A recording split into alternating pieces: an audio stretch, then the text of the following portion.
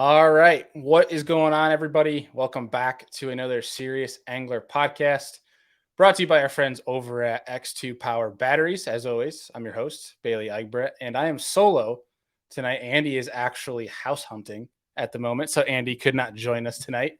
Andy's looking to get out of the old, not too far out of the old city of Buffalo, but far enough where he can actually have some space from his neighbors, but also still be able to guide on Lake Erie and such, and make things much more feasible now that he's got the big boy boat. So he's it's kind of hard to, if you guys, we'll have to have Andy take a picture of literally his driveway and the way he has to shimmy his boat in his driveway. Like he maybe has like an inch at most on each side with his fence where he has to get the boat in with his it's wild. Only a picture could do this thing justice. But either way, we're hoping Andy can find something new because he'll be much happier with it. But we have a super cool guest for today, Mr. Jordan Marshall, who was a 2021 Hobie BOS AOI.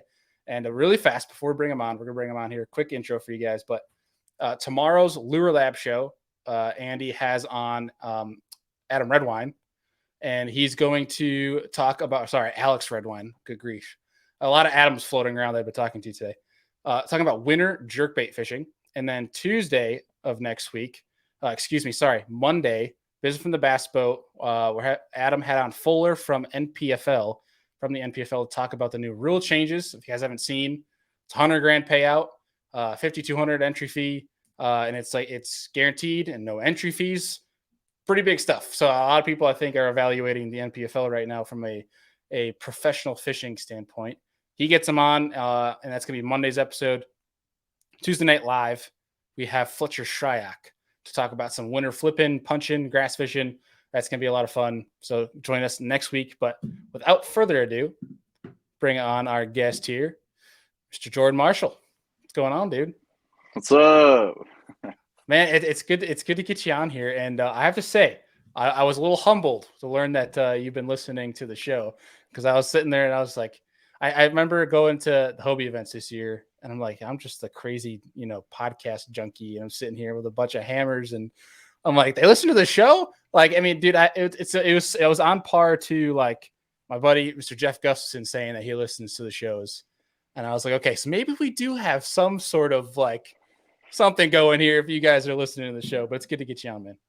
I got you. I appreciate the invite. I only listen to about 3 shows. It's KBN, of course, and Let's Talk Fish, and your show. That's really about all I listen to. So, Well, that's a stacked lineup. So we're happy to be on that. That's for sure, dude. That Let's Talk Fish show is so underrated.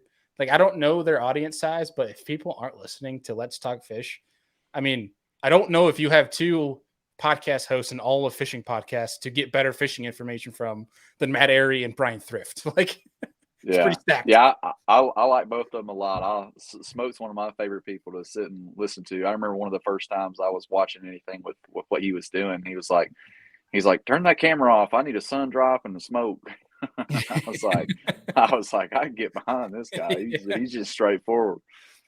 Yeah, that show is pretty cool. It's like your happy mix of like, these are one of the best in the sport mixed in with, you kind of get the human side of these pro athletes, because it's not like to an extent of like some kids with NFL players in the fishing industry where it's different, where if you go to the Classic this year, you can actually meet these people, where it's like a LeBron James. I mean, you're probably never going to meet him in your entire life.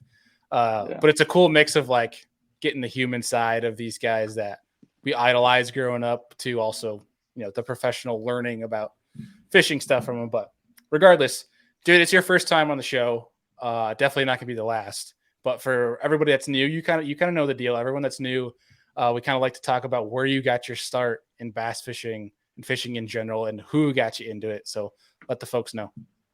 Yeah, so the first time I ever remember fishing was back kind of behind the camera, probably about a 5-minute walk is a little farm pond that there's some catfish in. I remember taking some little push button rod right there and catching catfish in that pond.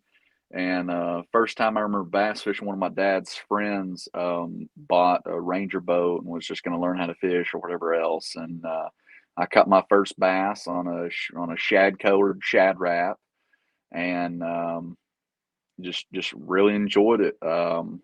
my dad got a boat and we started fishing tournaments, and he didn't grow up fishing, so we just kind of learned together, and still had that boat kind of behind the building here that we take out, once or twice a year. And I just got a kayak when I was 16, just so I could fish like the rivers, because me and my friends would leave after school, and just go. We got some really good rivers here around my area, and we would go and fish those and wade the river and catch smallmouth. So I wanted to kind of do that. They had canoes. I wanted a kayak. Got a kayak for my 16th birthday and just never looked back. Fished my first kayak tournament when I was 18, like a kind of college kayak tournament that Drew Gregory actually put on. And flash forward to the last couple of years to be able to fish against Drew, and follow up as the Hobie AOY the year after Drew won the first Hobie AOY. That's kind of came full circle, and it really meant a lot to me to do that, and kind of to share that. That's not an easy thing to win, and to do that in that circumstance was awesome.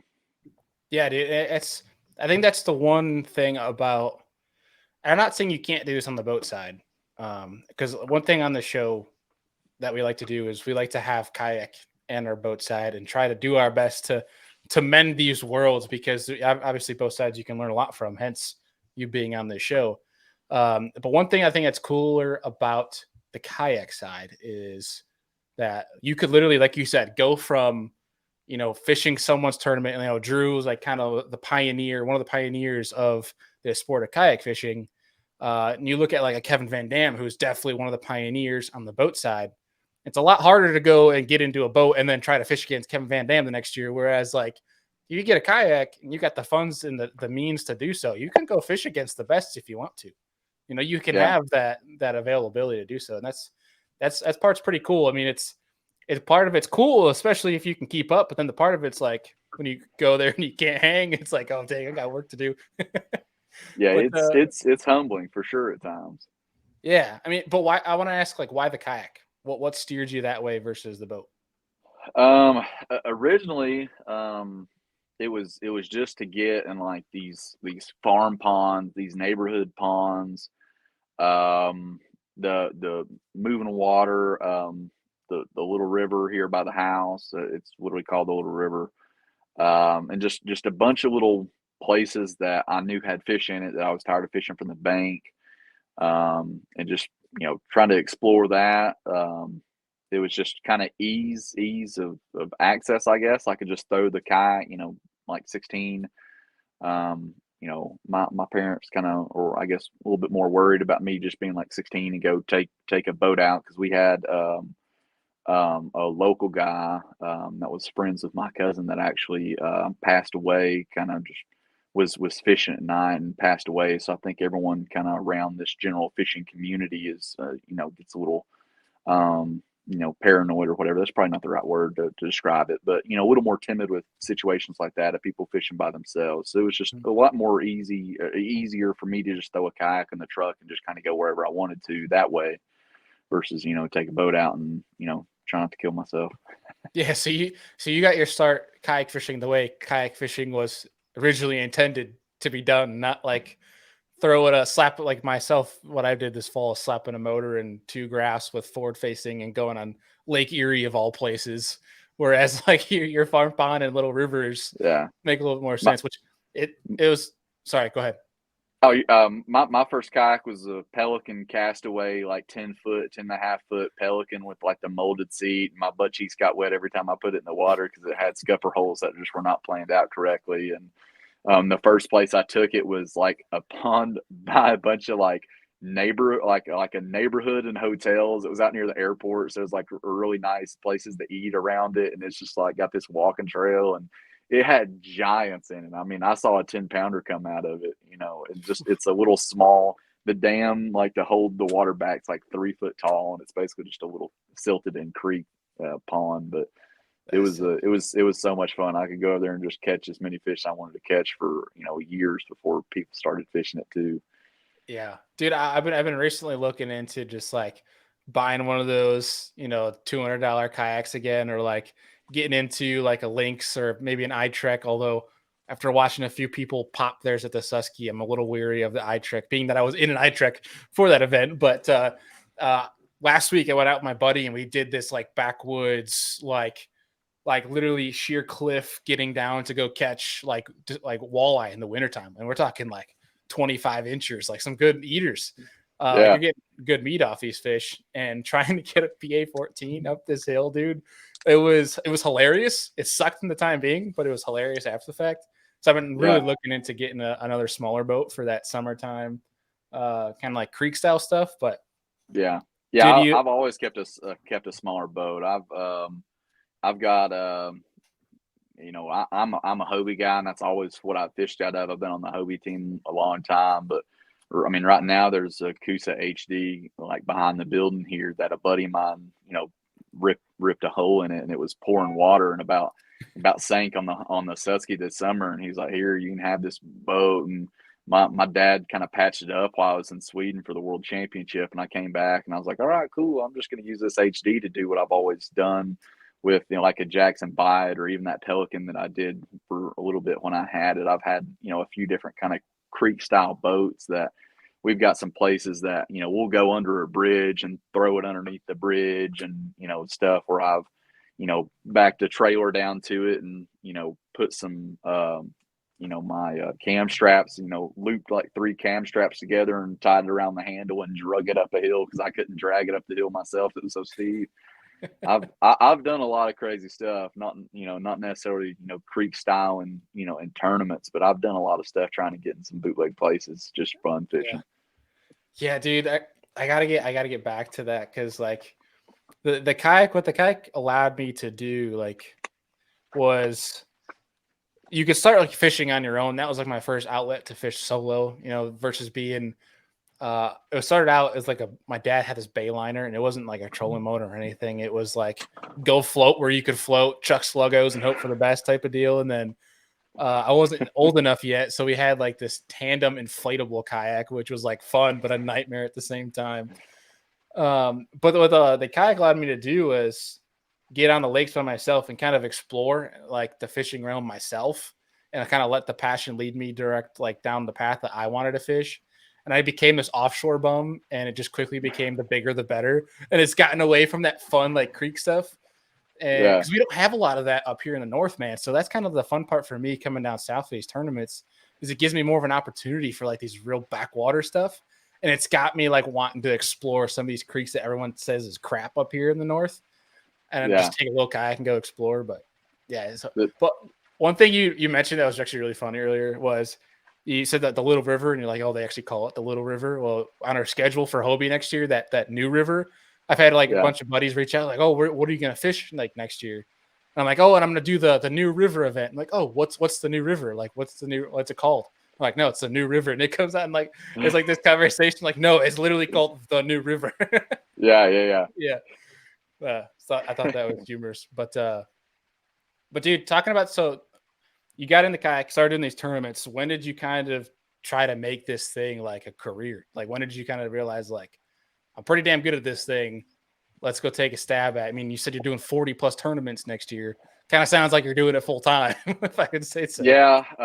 You can see my yellow collar. Some people got blue collar, white collar. I'm part of the yellow collar gang, standing out in the road trying not to get hit by cars. I work for the city where I live. But yeah, so like one of the first big tournaments I fished was like the KBF Open back when it was at Santee Cooper, and I had a decent day one, even when I was still in the Pelican. And I was like, man, this could be something cool, and it really clicked that I might be able to do something like this with the first Hobie Bass Open, when it was before it was a series at Kentucky Lake. I went down there a couple days beforehand and practiced and was, just kind of sleeping in my truck. And, I was probably, I don't know, 20, 21. Went down there and was like, oh man, I want to go to Hobie World. That's what I want to do. I want to go to Hobie Worlds. And I go down there, and after the first day, I was in third out of, like 100 people. And, top two went to Worlds. And I was like, oh, like, I might have been in fourth. I don't know. I was like right there. So I was like, this is something. I might be able to, qualify for Worlds. And then on day 2, like my alternator went out as I was driving like 2 hours from the dam down to like the Tennessee portion, like down now New Johnsonville. And I ended up like fishing for like an hour or something like that by the time I had all this crazy stuff. Like I swapped out an alternator in the middle of the day to O'Reilly's on the drive back, and like got jumped off, walked to a Walmart and bought a battery and replaced the battery because I knew I couldn't get an alternator at 4 o'clock in the morning. And it's just this crazy day that I could have like I wish I would have like, side note, I wish I would have done YouTube like all the stuff that I've done this entire time, because I've You got had some just viral content. I have had just the stupidest stuff, birds picking up spro rats that I've been throwing, and birds coming Oh and picking them gosh. up, and just I hit an alligator with my fin one time in Louisiana, and it spun me backwards, and just all kinds of just this crazy stuff that's always happened. But I don't, Dude. unless you're there, it doesn't mean anything. But so the Kentucky Lake, I ended up that was my first Hobie event, and I finished 8th. And then I fished it again the next year. I think I finished 8th or 9th. And then they came out with the Hobie Bass Series. And the first year I finished 8th at Chickamauga, 8th at Kentucky Lake, and 8th at like Seminole or something like that. And I finished 8th at Guntersville. I finished 8th like 3 or 4 times that year, and then finished, like 8th like the first 5 out of the 6 Hobie events I fished. And I was just really consistent. And I was like, you know what? If I can just keep doing this over and over and over again, eventually I'm going to have some good events and bad events. But if I'm consistent enough to keep finishing 8th in these tournaments, then I'm probably consistent enough to do this some more. So basically, the only thing I started fishing was the Tennessee River events at Guntersville, Chickamauga, Kentucky Lake, and then I would start branching out to different places. And then I guess it was probably 2019 I started kind of traveling out a little bit more, about 3 years ago. And then really, I guess 2020 was the year that I like really hit it hard with going. I mean, I'd went to like Susquehanna in like 2019, I guess, but 2020, they gave us like, as being like kind of government employees, we're picking up trash basically. You know, everything can stop, but trash still has to be picked up.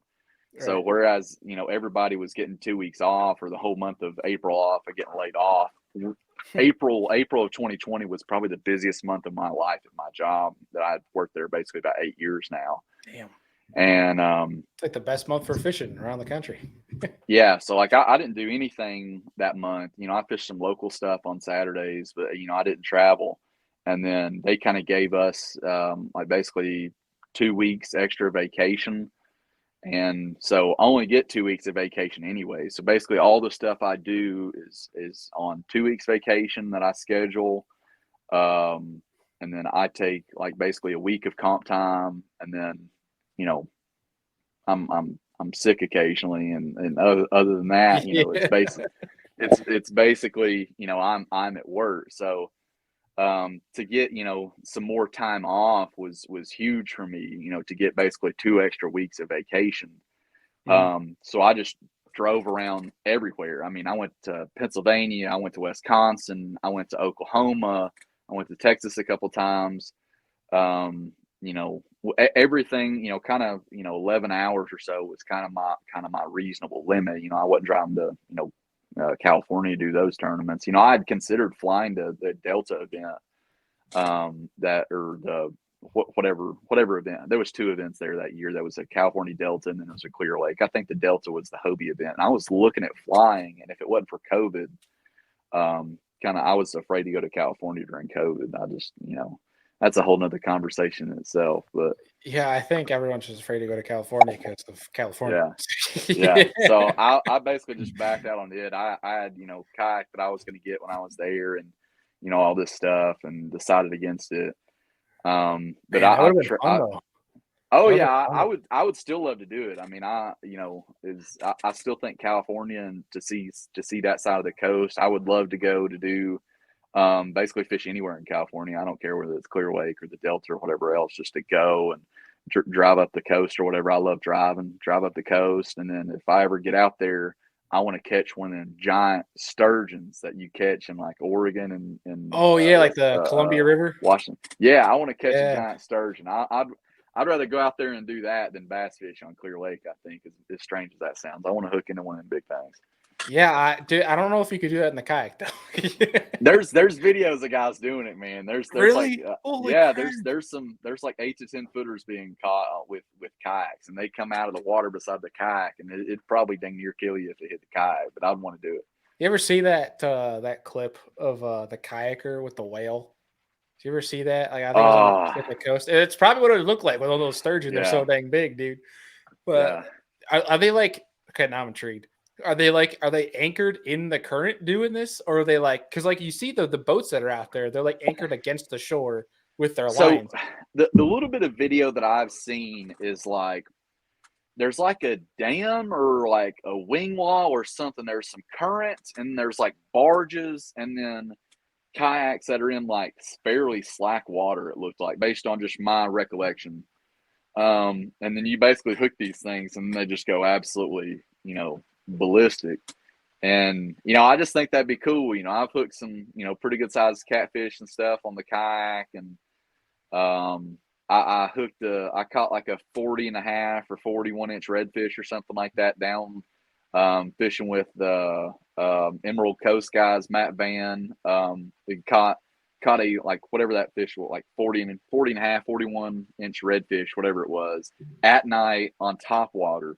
Ooh. And I had like a big swim bait rod and a Tranks with the power handle, and it was like everything I could do to hold on to that thing. That's awesome. And it's like I haven't caught anything that big since. So I want to kind of get that feeling back of catching something just stupid big in a kayak. Oh, dude, that's awesome. I'm hoping to do exactly that here in a couple of weeks. My parents, we were on the Paddle and Fin show the other night together, and I'd mentioned that briefly. My parents moved down to Placida, Florida, is technically what it is, but it's literally 5 minutes from the bridge to Boca Grande, which is like tarpon capital of the world. And my dad has been smoking tarpon out of his autopilot recently, and I am dying to go do that. So I'm gonna fly down, steal one of his old towns to do it. But for our Harris Chain event, I'm going down I think 2 weeks early to get a bunch of saltwater stuff in before our event, just for that. But like I said, the invite is open if people want to come down and join me.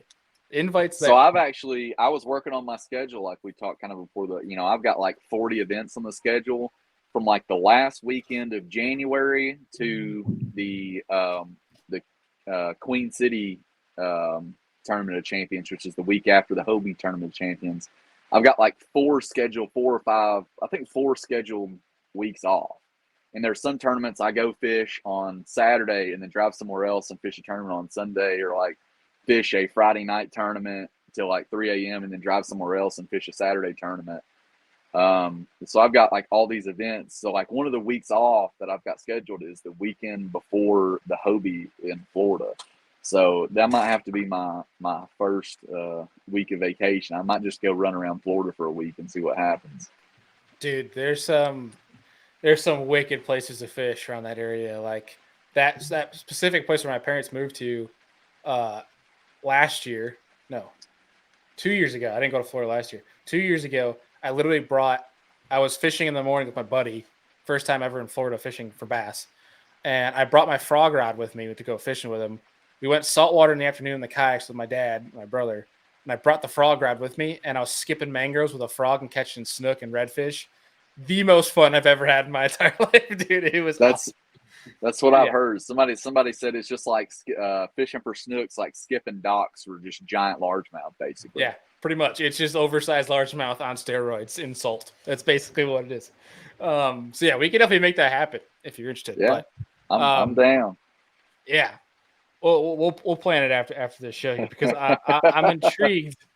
I'm really intrigued. So you're one of my favorite people to follow, believe it or not, because one, honestly, this is totally off topic of fishing, but like you're easily like a duck commander takes on kayak fishing, and I've been a huge fan of duck commander my whole life. um, so because like, dude, you literally have the beard and everything going on. But like, also the fact, just like, I've just been a fan of how you've approached the sport in terms of like, I'm also jealous because you seem like the kind of guy that is, I'm gonna catch him doing what I want to do, and if I'm not gonna catch him the way I want to catch him, then screw the fish. Where I wish I could be like that, but because I'll just go crazy, I'll go mentally insane trying to figure something out that's like not my forte. But am I wrong in guessing? Is that kind of your style? Here's my style. Um, it's really common for like once the water temp gets above like 65 degrees, for me to like basically just go pull a John Daly and show up and be like, all right, I got two jackhammers tied on. Where's the boat ramp and what's the lake record? You know what I mean? I'm gonna go throw jackhammers for 8 hours and we'll see what happens. So I love that's that. that's kind of what I've always done is just go do. A lot of guys know I like throwing a spinnerbait and throwing a jackhammer, and that's basically what I've done. I crank a lot in the spring, and just I love power fishing. And somewhere on the lake, pretty much when the water temp is above 60 degrees or 65, especially above 60 degrees, you can go power fish somehow, some way, and just do it. Now, I've kind of like went back on what I'm good at, and I've kind of like not really kind of sold myself out, but at Caddo, I was fishing this little area, and I knew there were big fish there. I knew there was just a stupid amount of fish there and big fish. And on day one, like probably I don't know 2 days before the tournament, I was like fishing sun up to sundown all day, and I had some fish come up just busting, and I could tell there was a lot of big fish there at like 5 o'clock. I mean, it was right before dark, and I was like, you know what, if I don't find anything else, I'm going to go there day one and just see if they start blowing up first thing. And I went there; they didn't blow up all day, but I had a limit really early of just not super great size fish. But I never had a limit better than probably 81 or 82 inches at any point in practice at Caddo. I kind of struggled, but I caught fish. And, on the first day of TOC, I had 85 inches, and I was like, this is solid. I'll take this 85 inches. And then I like get to service, get my fish submitted, and I'm in 22nd of 50 with 85. My best day of the week I've been down there. And I'm like, oh, like I messed up. I left too early. I left those fish. I didn't stay there all day. I left like 2 hours left and tried to go find new stuff with 85 inches, which is, I would have never done that knowing that I was in 22nd. And day two, I tried to get on that grass flat pattern that some other guys were on. That's what I heard was the deal. Everybody was wrecking them on. I went and tried a grass flat on day two, fished it for like 4 hours. Everybody's posting fish. I had service to check what was going on. I couldn't catch any fish. I left and I was like, all right, I'm going to go back to my 85-inch fish. And I get back over there and I have 90 inches because they just start blowing up. And at the end of the day, I caught a big one on a glide bait. And I was like, oh, okay, now that's something I'm comfortable with. I can go because I hadn't caught a fish on a jackhammer all week. It was just it was not just the way I wanted to fish. And so I catch fish on a glide bait. It's the biggest fish I'd caught all week. And I was like, I'm just gonna go back and throw an Alabama rig and a glide bait all day. And I got to my spot, made 2 casts on Alabama rig, caught a solid fish, started working some of my cypress trees that I liked, and caught 2 more really quick, just really quality fish, and basically just threw the glide bait the rest of the day after the first hour. And it was probably one of the most fun days I've ever had in my entire life. It was one of those days where there's like a school of probably 17 to 22-inch fish just blowing up, like pinning bait against my kayak. And then I would throw an Alabama rig out there and they wouldn't eat it, but I'd throw the glide bait out there and twitch it twice and they would blow up on it. And I was boat flipping like 17-inch fish and just grabbing them and like, you got to be kidding me. There's like a 4-pounder. And I'd throw it back. And it's like, I'm like pausing for like half a second and being like, yo, like, I'm like, I grew up fishing Loudon and Tellico. I just angrily threw back a 4-pounder on a glide bait that I twitched twice. Like, what is happening? Like, I got so spoiled that day. It seems like every day I've fished since, it's just been terrible. But that second day, that actual third day, I'd caught those fish early, and I went 3 hours without like anything, and I was getting a little worried because I was like, okay, what's going on here? And a college boat, and I've talked to Ewing, and Ewing, and they always say, if you want to fish against the best, it's the elites and Bass Pro Tour, and then the college guys. And they're like, there's so much knowledge in the kayak series. Everybody's just students of whatever thing's going on. Mm-hmm. And there was a LSU Shreveport, I think it was. It was a LSU something boat, and it I've seen pulls that in. boat. What'd you say? I've seen that same boat you're talking about. Yeah, so he pulls in there and is on the phone, and I could hear him talking, and he's like, "Yeah, there's a kayak up here too. Yeah, and I could watch him, and I was sitting there eyeballing him, and he's going around live scoping, and he's like, "Oh, there's probably about a 6-pounder," and he underhand flips an Alabama rig out in the middle of nothing, and hooks this 6-pounder of what he said was a 6-pounder, like immediately, like just underhand flips it, and then the fish comes off, and he's like, "Oh, that was a good one." And then he basically looks around and he's like, I'm going to go somewhere else. And I was like, oh my gosh. Like that sold me on the live scope. Yeah. So literally on the way home from TOC, I go from not having a depth finder of any sort on my kayak for 3 years to I basically paid for live scope on the way home from TOC.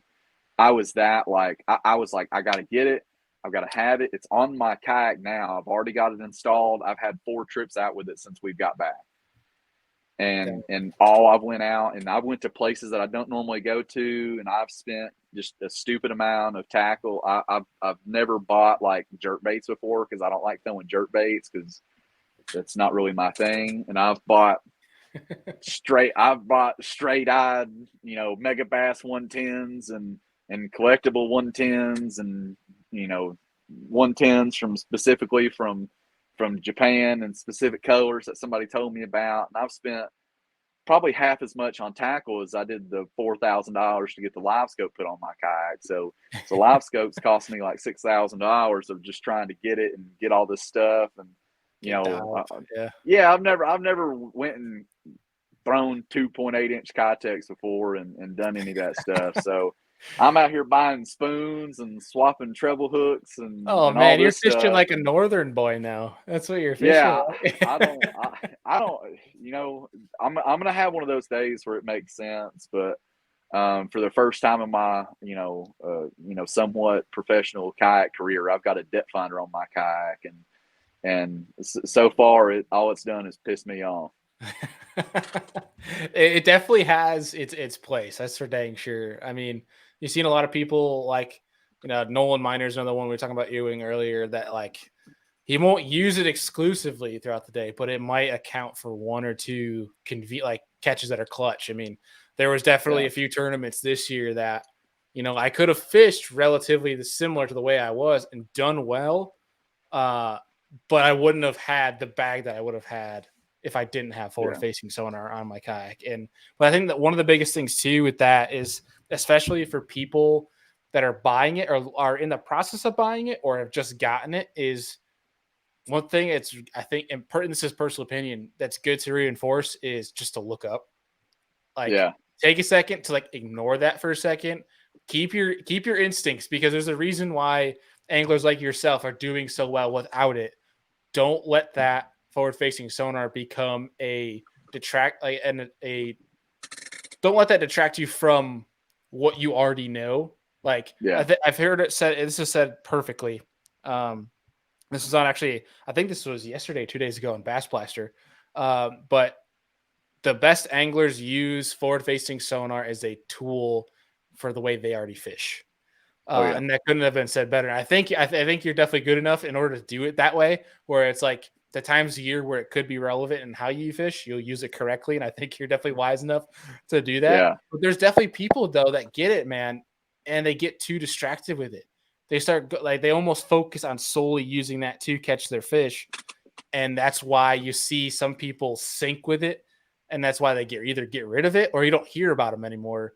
But if you use it correctly, it's like, it's an efficiency tool. Like you don't have to always use it for just fish. You can use it. The one way I love to use it more than just seeing fish is making sure I make like, cause I fish offshore.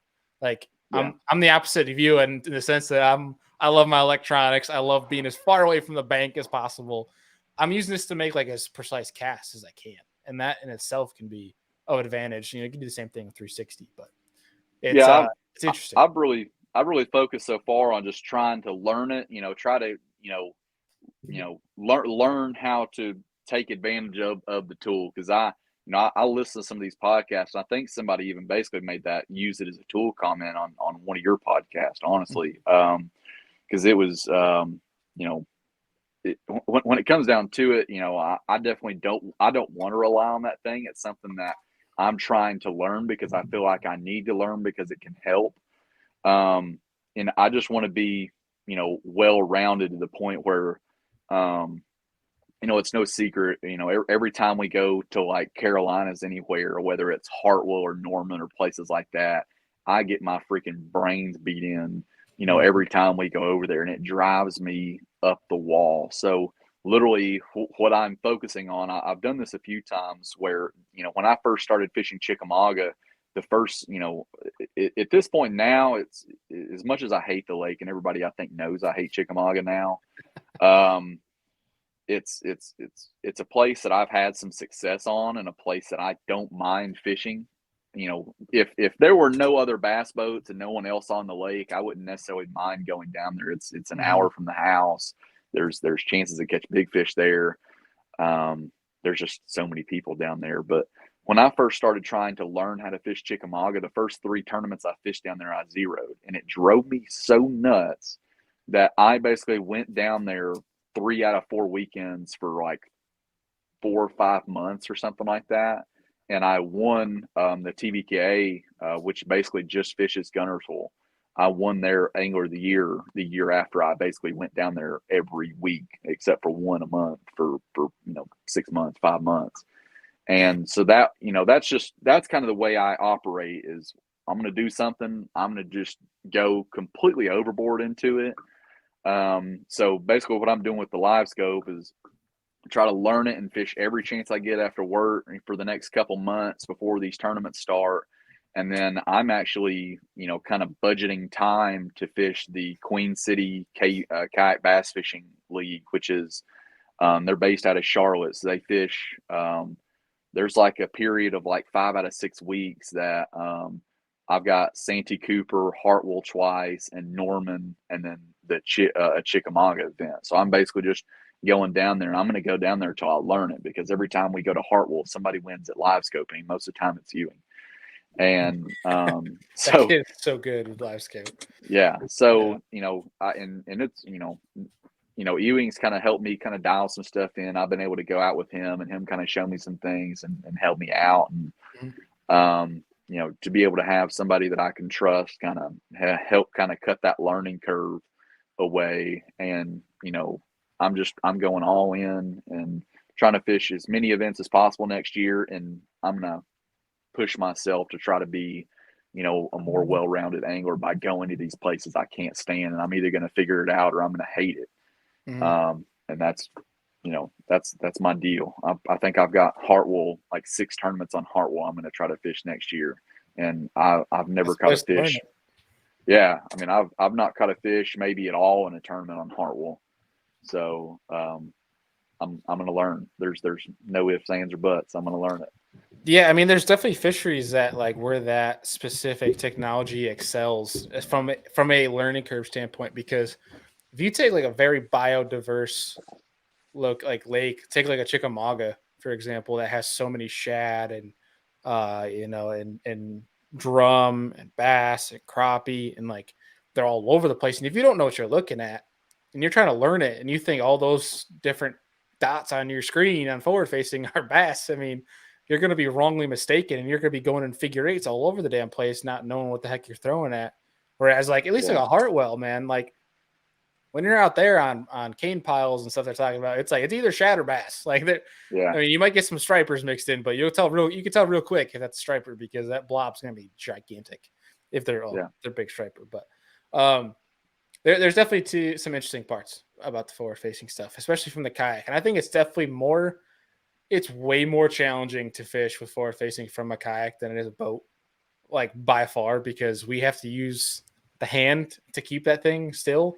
Although I Yeah, did see a guy using target lock on his kayak already, and it's got me thinking. It's got the brain brewing a little bit.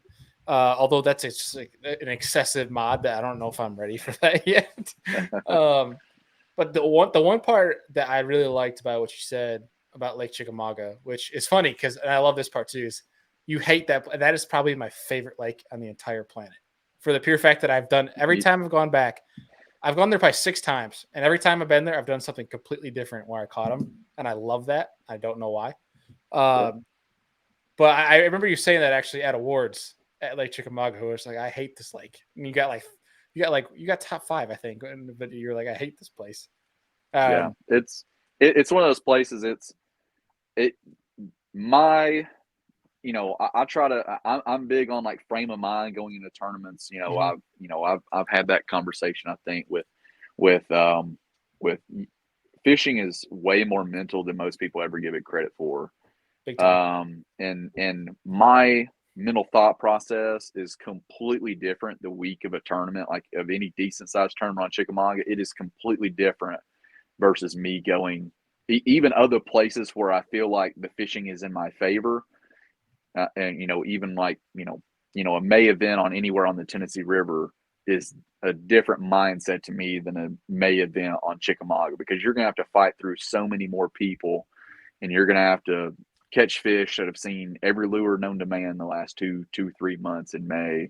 It's just it's a whole different animal, man, and it's Mhm. one of those places where you can literally, and here's what I hate about it: you can literally struggle and be ready to break everything you own for 7 hours, and then for a 30-minute window, you can have a 90-inch, 20-pound bag day in the snap of a finger. And I've done it, I don't know how many times on that place, where you just show up and randomly there's fish on this particular spot, on this random rocky patch, this random dock, a random tree. And it's just trying to make the most of nothing. And I don't know what it is about that specific place that makes those fish that erratic, but to me, that place just drives me insane. Yeah. Yeah, and I definitely heard that before, and you're definitely not the first person I think I've heard say that about Chick, but uh man, it's just a cool fishery to me. I don't know. I can't really put my thumb on it, but I love going back there for some reason. Sorry, the It's northern in me. I like getting to something completely different. But it's definitely diverse. I will give you that. I mean, for 6 months out of the year, you can go offshore, fish creeks, fish skinny water, fish flooded flats, fish sloughs as we call them. yeah. I mean, you can go fish up by the dam and catch fish 6 months out of the year. It's diverse. Mhm. I've got on some very weird patterns there too. Yeah. Yeah, that's for sure. Um one of the things I was going to say though about it you mentioned was that when you went there and it sucked is instead of someone that says I hate this lake, I'm not coming back, you double down and fish more events on it to learn it. I love that. Um, I had a small instance like that. There was an elite kayak tournament, which is like this little northeastern regional Yeah, trail I've up seen it. here. Yeah, Probably not fishing it again, but there was a couple years ago we had an event on my home lake, Cayuga, and it was one of those weird deals that like one of those things where you mean I'm sure you have those days where the one day your fish just completely disappear on like where they're going to be and it doesn't make any sense to you. And for what happened was it was like our lake overnight we had weird nightly temps flipped.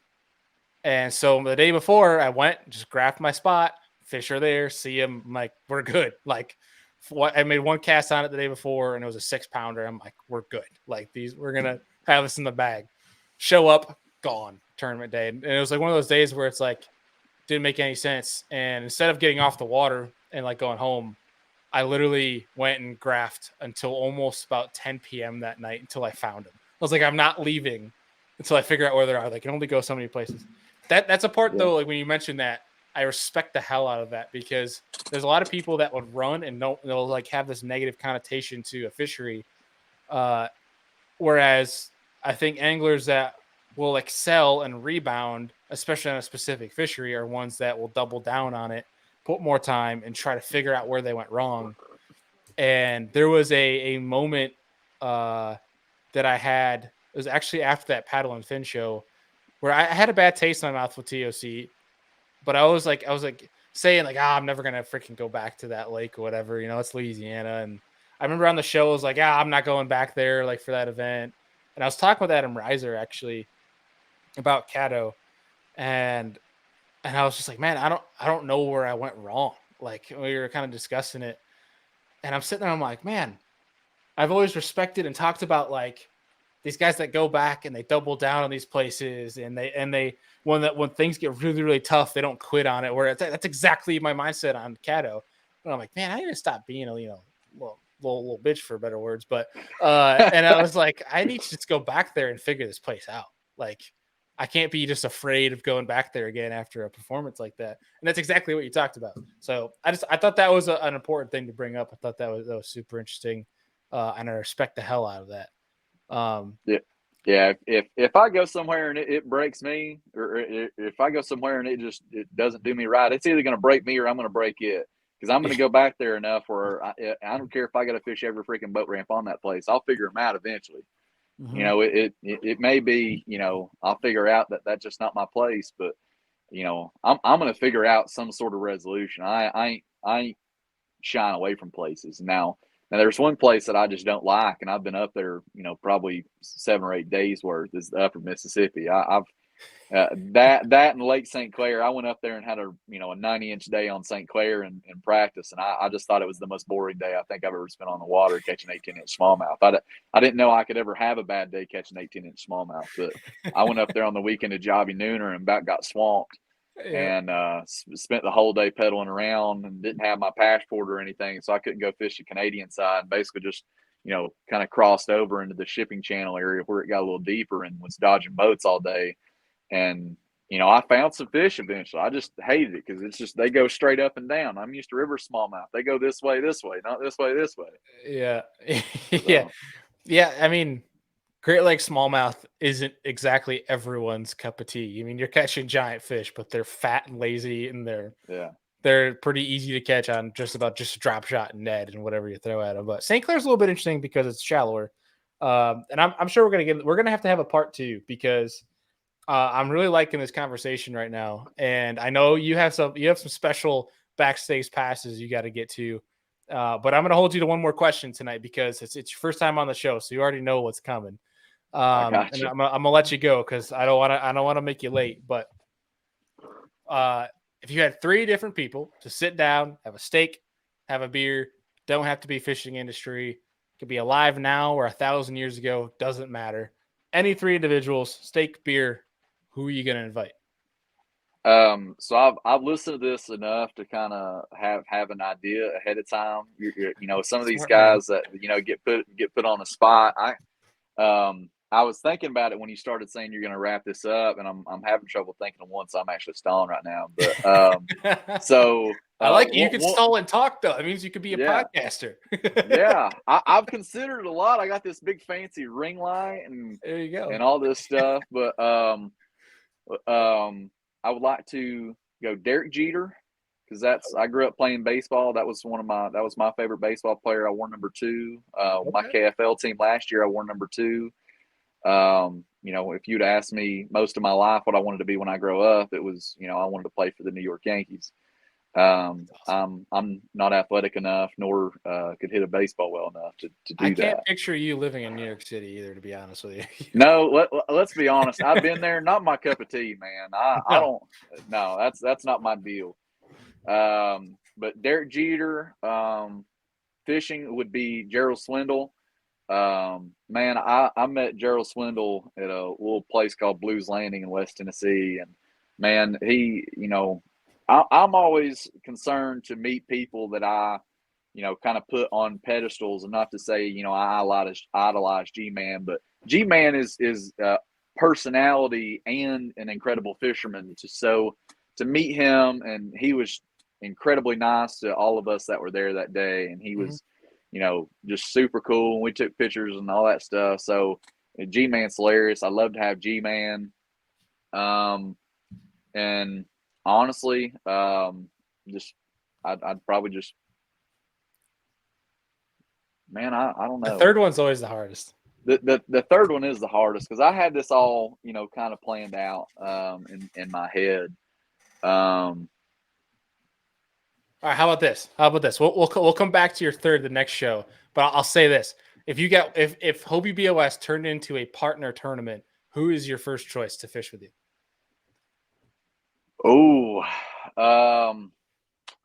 So I fished a couple partner tournaments and we're undefeated. It would probably be Eric Thomason, who I travel with. I don't know if you know who Eric is. I know the name. I've never had the pleasure of meeting him though.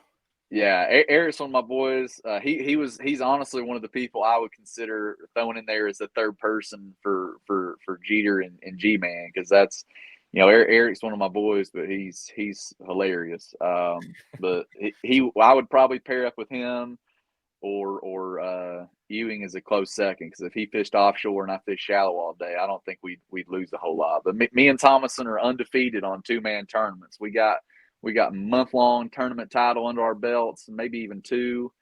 And we fished an event called Santa Cops a couple of years ago and got these giant red trophies of a fish with a Santa hat on. I should have brought that. I'll have to tag you in that. That's a Cops. Is that Santa Cops. So basically, it was a fundraiser tournament for the local military base, I think, to basically buy toys for kids. So it was the first weekend of December. I want to say it just came up on my memories pretty recently, but 2-man tournament, best 5 or best 6 fish for the team, and we absolutely just we put on some stupid. We did something stupid that day. I mean, we had probably the best day anyone's ever had on Loudon in a kayak ever, and both of us just were going down the bank throwing crankbaits right in front and behind each other and had a blast. That's awesome. Hell yeah. Well, dude, I really want to keep. I wish you didn't have to go in this one because I think this conversation is awesome. We're gonna have a part 2 here soon. Yeah, I'm always bad for running too long on podcasts because I get to talking and we start talking about everybody. So I'm always on the Too Far program. I need to just get my own podcast so I can talk as much as I want to. There you go. I highly encourage you to, because you'd have at least one listener. I'd listen to that. But for real, I mean, don't ever worry about talking too much, because that means you are great as a podcast guest or host. So for real, I appreciate it. Have fun tonight. I'm looking forward to hearing how that goes, and I'm looking forward to part 2, buddy. And I'm looking forward to our beer we're gonna have together this year, because I think that's long overdue. So, dude, for real, appreciate you taking the time. It's good to get you on here. I appreciate you having me. This was sorry to cut it short. I got about a 2-hour drive, and I just found out about 10 minutes before we got on this. So yeah, literally, I got a text like literally right before this started. Did we lose him? Oh, his screen went dark. But what I was saying was, essentially, I got this text from Jordan. It's about 10 minutes before we started recording this episode, and basically he's going to a concert, backstage passes, and I can hear him a little bit here in the background. You got me, Jordan? You got me now? Hey, can you hear me? I got you. You got me? I got everything going haywire. I don't even know what's going on. Well, it's perfect time for it to wrap up. At least it wasn't like a full-on conversation. So we're good. Yeah. All right. We'll shoot Jordan. I don't know if you can hear me, buddy, but I will shoot you a text. You're good to go. We'll wrap things up for you. I don't know what happened. Thanks, man. I don't know what happened here. I can't hear you. You're good. All right. So for people listening on MP3, is basically his phone just went completely haywire, and we weren't able to get the last sayonara. We did basically finish the show, so it was good. It's way better than that being completely mid conversation and the thing going nutty. So it was good to get Jordan on. Jordan is one of the biggest names, if not the big one. Yeah, he's one of the biggest names in kayak fishing. Was the biggest name, in 2021, along with Christine Fisher, who won the Hobie BOS Tournament Champions. But he was AOI for Hobie BOS, which has easily become the biggest and most competitive trail in kayak fishing. And that's pretty dang cool because watching the sport grow from fishing out of plastic boats for big money. You guys, as you guys know, if you follow this show, it's something I do and I enjoy dearly. It's been cool to watch these different personalities grow in this sport, and I really think it's good for the overall sport of fishing. I really do, because I think it's a lot harder for folks to get a boat. I know there's people that say you can get a boat pretty cheap, and get it, and which you can. I completely agree, but there's also a caveat to that too, where it's like if you don't have a truck, you can't. It's pretty hard to get a boat unless you have an SUV.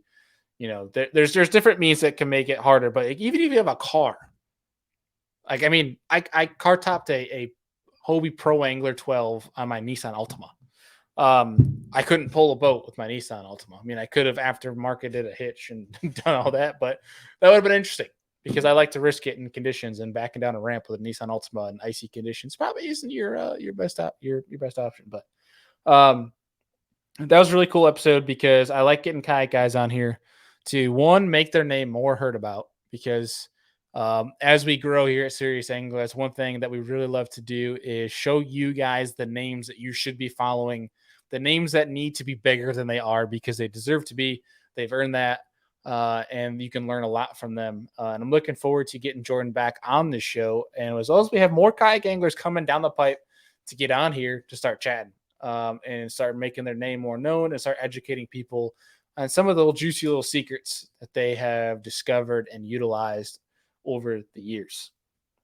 But I'm looking forward to this upcoming kayak season.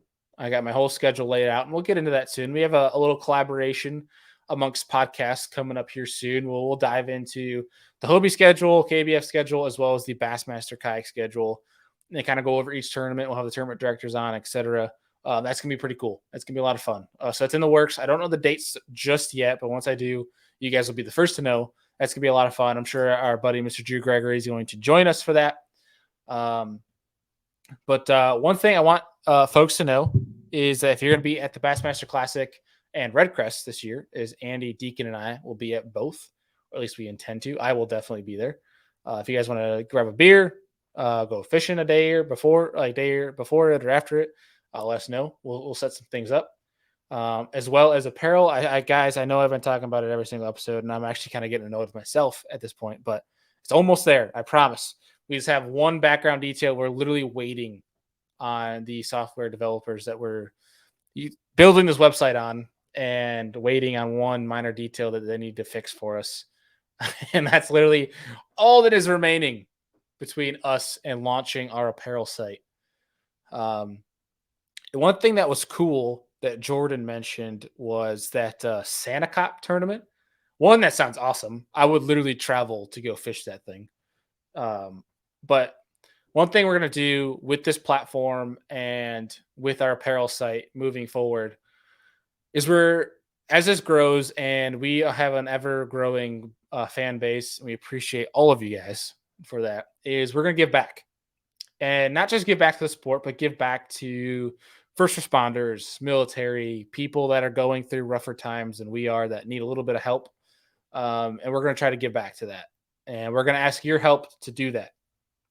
And what that means, and I don't mean to spill too many beans right now, but something I'm really proud about and I really feel passionate about this is we're going to be doing some less limited edition shirts per se. They'll be available, year long, but we're really going to push them around the times that are relevant from the calendar year, and that makes sense. But we're going to be doing themed special, like limited edition shirts. We have one where we redesigned the Serious Angler logo to pink with some pink ribbons and such. So that will obviously be launched later this year once apparel site's open to support those with breast cancer. We're going to donate all the funds to that foundation. We're gonna do a whole veterans, first responder, military shirt that goes back to a specific foundation to help veterans that are home and need our help. They lent their hand overseas and such and gave their service, and now it's our time to take care of them. That's exactly what we're gonna do. All those proceeds will go to them. And once those happen, we have those shirts, those hats, that gear and such created. You guys will be the first to know, so you guys can help us in that mission. So, and you get some cool apparel for doing so. So we have a lot of plans, a lot of big things in store for Serious Angler, and I'm really excited about them. We've been having a lot of internal meetings, trying to discuss and get things going forward to get ready by 2023, because we're pretty excited to have the partners that we do. We have basically the exact same sponsor lineup going into the next year. We might be adding a couple. Oh, we definitely are adding a couple. We're really excited to have that. I mean, it means a lot to us because those partnerships they mean the world, and they help us do what we do, just like the same way you guys help us do what we do. And we're excited to reward you guys for that. So look out for that. A lot of it's coming soon. I know I've been saying that, and I promise to stick with me. Okay. I just need to keep reminding you guys so that way you don't forget. It is coming. I promise. But I appreciate you all. If you are listening on MP3, please leave us a rating and review, especially for you folks on Spotify and Apple Podcasts. That means the world to us. If you're watching on YouTube, please like, subscribe, and share this with your friends. Let's teach more people about bass fishing. Let's share that education, and let's grow this sport, and let's have some fun doing it. So appreciate you guys. We'll see you on Monday for Business from the Bass Boat. Talking about the NPFL and their new format that'll make it pretty awesome for anglers fishing it, as well as we'll see you on Tuesday Night Live with Fletcher Shryack. Appreciate y'all. See